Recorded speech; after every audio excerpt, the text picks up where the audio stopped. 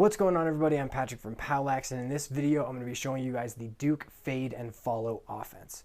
So originally, when I was watching Duke run this offense against Hopkins in the first round of the NCAA tournament last year, I noticed them running this and I thought it was very familiar because it looks a lot like the Cuse offense. But over time, I was noticing that they weren't attacking in the same traditional way that you would within the Cuse offense. But so they were actually just using the dynamics of the Cuse offense to get into this fade and follow offense.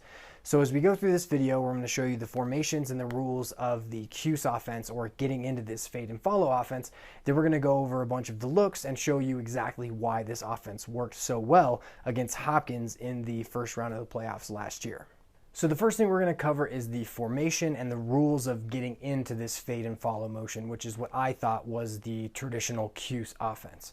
And so basically, your high wing is going to be your dodger.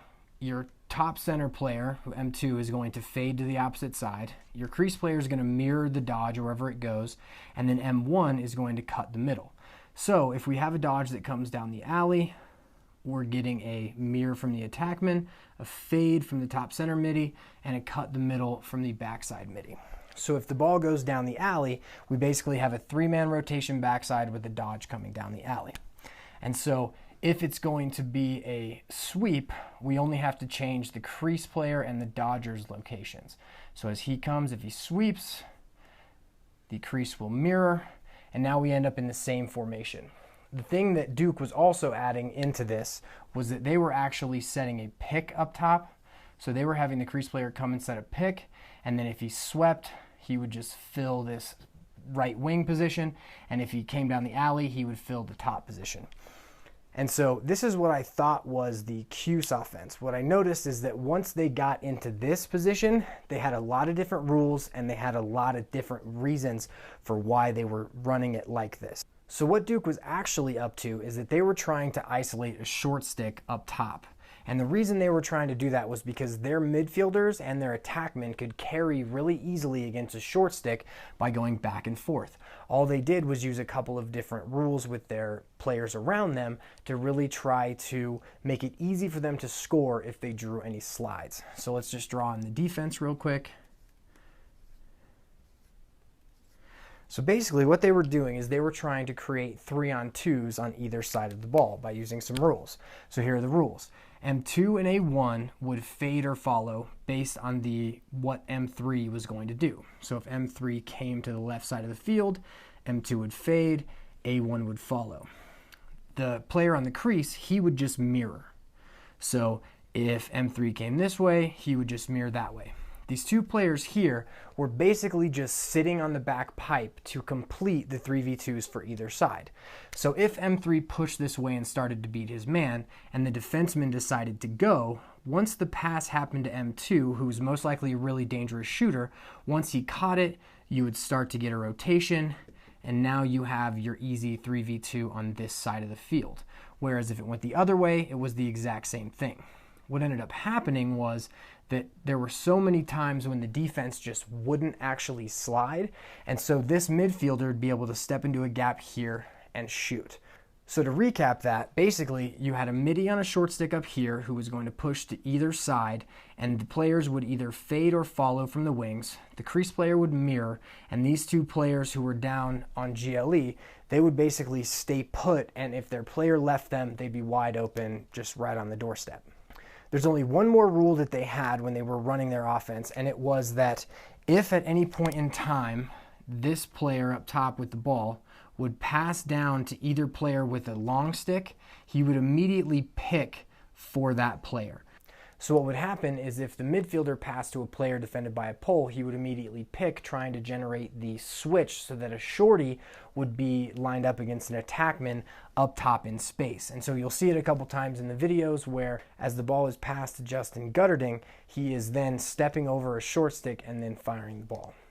So now we're going to go over the whole offense and show you exactly what we mean and how Duke generated all of their shots. They ended up scoring 18 goals in this game, so it was a very tremendous outing for their offense. And we're just going to show you the live examples of exactly how the offense worked for Duke in this game. In the first two examples, we're going to focus on the Cuse motion when the dodger goes down the alley and show how drawing a slide can cause confusion to the defense and leave players open in the middle or on either pipe. In the first example, they're setting up, they're going to get into position, and we get a really good cut the middle, fade, and up pick mirror here. Once the slide is drawn, the two backside defenders don't communicate well, leaving a player wide open in the middle of the field who catches, turns, and finishes. In our second example, we get the same basic thing where as the up pick comes, they draw a slide, throw back, and now the rotation happens early, which leaves Justin Gutterding wide open on the back pipe. He doesn't finish here, but can't finish every time. Our second two examples are going to focus on the Cuse motion and the sweep, and how as these players are getting to the middle of the field, they're going to get really great shot opportunities from directly between the pipes. In our first example, we have a player who does a good dodge. We get a good fade, cut the middle, and mirror. And he takes a good shot, misses cage, but definitely a good shot opportunity. In our second example, we get the same great motion, but this time as the player is going to the middle of the field, takes a great shot, and scores. In our final two examples, we're going to focus on three aspects of the offense. First is how the Duke Dodgers take advantage of short stick matchups by posting them up and rolling back and forth. Second is how the off-ball players use the fade and follow technique to maintain great spacing. Both of these things keep the adjacent defenders from sliding. Finally is how if the ball is thrown to either adjacent without drawing a slide, the player defended by the short stick immediately picks. In the first example, we get a nice dodge down the alley and mirror to the top from the crease. Watch how the ball carrier rolls back, hitches, then rolls back again in order to keep the top defender where he is.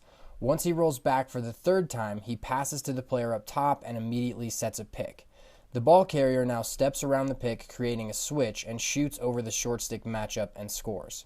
Our final example is our longest example. Here we get a good sweep to the middle, mirror to the left wing, good cut the middle, and a great fade. The player rolls back 3 times once again while the adjacent offensive players fade and follow in great shooting positions to keep their adjacent defenders where they are.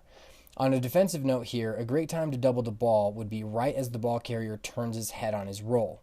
You see this defenseman step up and try and double here, but the ball carrier moves the ball and picks for the attackman who steps around a screen and shoots, missing wide. In the event that the double actually happens, it's important that the adjacent offensive players communicate to the ball carrier if their defenseman leaves them so that he can pass to them and they can shoot or move the ball. On the restart, Duke sets up the Cuse motion again and initiates with a sweep. This time the post-up gets to around 10 to 12 yards and the ball carrier shoots around the screen and scores.